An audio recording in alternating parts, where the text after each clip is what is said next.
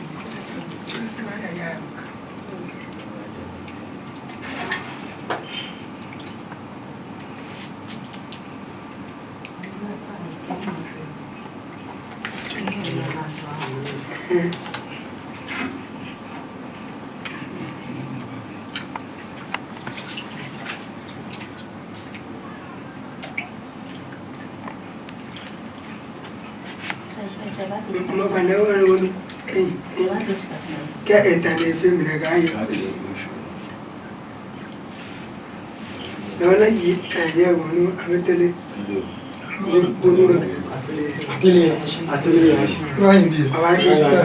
Nene Ashong. Nene aya.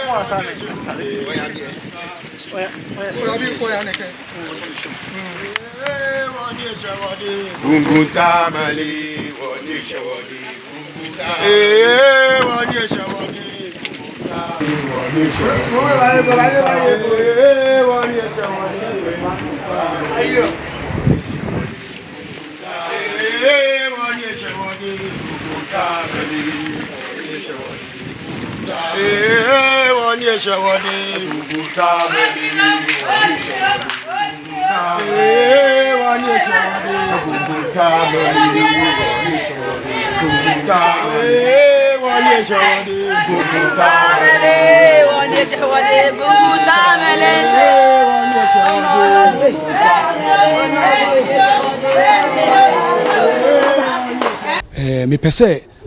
me ma youth no me pe adwuma mom na omo ne that's one me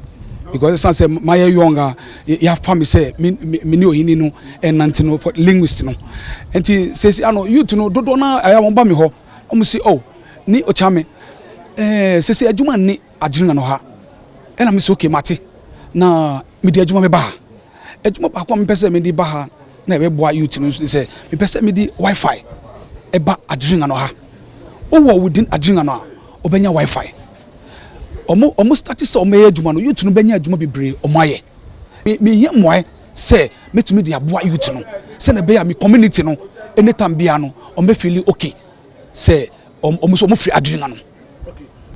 ye hia investors wa Adjiringanor pa hia investors because youth no doso youth no mo doso pa omo doso na dodo na no omo nni adwuma dodo na no ebi ma wie school me po bia cho Adjiringanor eye mini wudia yen ka ye hu bom na ye baako na praye wo hoy o ka bom a ubum a entumi mbu ba oyi baako na wubu a ebebu yen ka ye hu bom na yen pagya Adjiringanor endu akire Adjiringanor yate yedin pa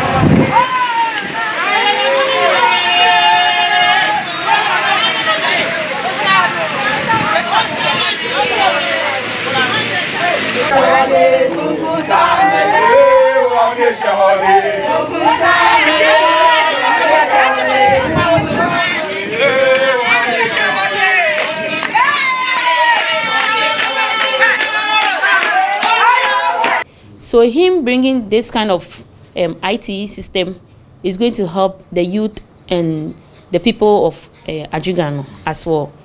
And you know, mesre say obi biara wo boa bia odi be boa